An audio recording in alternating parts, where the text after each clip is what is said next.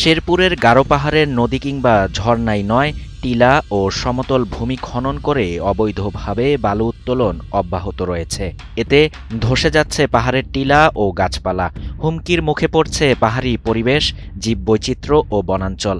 অভিযান চালাতে গিয়ে বাধা, হুমকি ও হামলার মুখে পড়ছেন বন কর্মকর্তারা। শেরপুরের সীমান্তবর্তী ঝিনাইগাতি, শ্রীবরদী ও নালিতাবাড়ী উপজেলা সীমান্ত জুড়ে অবস্থিত গারো পাহাড়। সৌন্দর্যমণ্ডিত এ পাহাড় নানাভাবে ধ্বংস করছে বালু খেকোরা।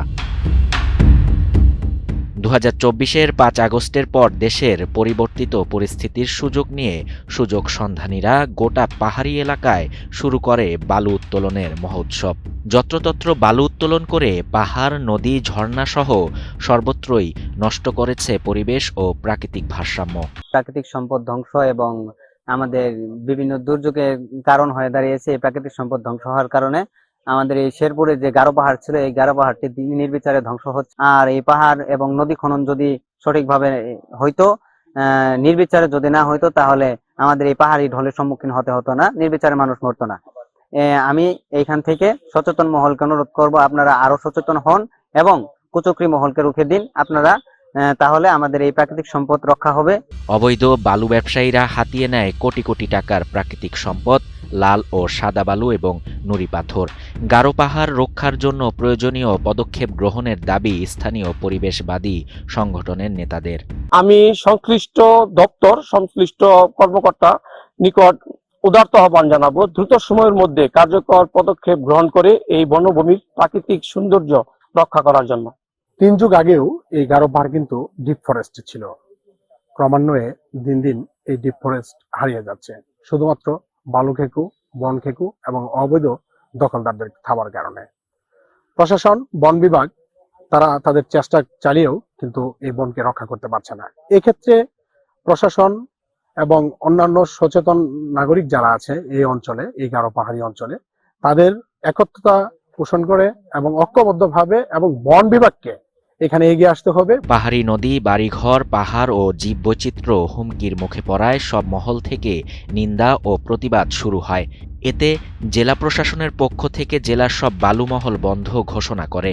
বালুমহল বন্ধ হলেও কোনোভাবেই থামানো যাচ্ছে না বালু উত্তোলন।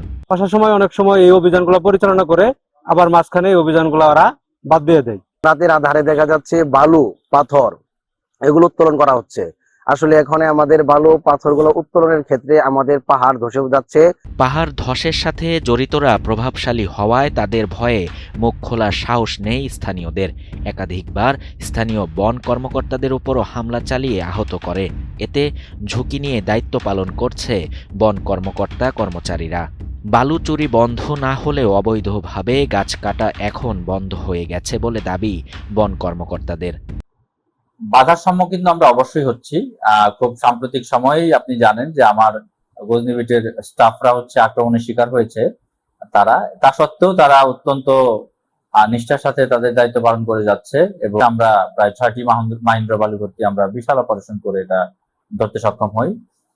আমাদের আসলে সম্মিলিত প্রশাসনিক তৎপরতা এবং তার সাথে যেটা লাগবে সেটা হচ্ছে জনগণকে সচেতন করা। এলাকার জনগণকে যদি সচেতন করা যায়, যেহেতু আমাদের প্রত্যেকটা দপ্তরেই জনবল সংকট আছে, আমরা শুধুমাত্র সরকারি অফিসার দিয়ে এটা সম্ভব না, সরকারি কর্মচারী দিয়ে এটা সম্ভব না, জনগণকে এগিয়ে আসতে হবে। অবৈধ বসতি উচ্ছেদ, জীববৈচিত্র্য ও প্রকৃতির ভারসাম্য রক্ষায় গারো পাহাড়কে ধ্বংসের হাত থেকে বাঁচাতে নানা কর্মসূচি পালন করে যাচ্ছে সামাজিক ও পরিবেশবাদী সংগঠনের নেতারা।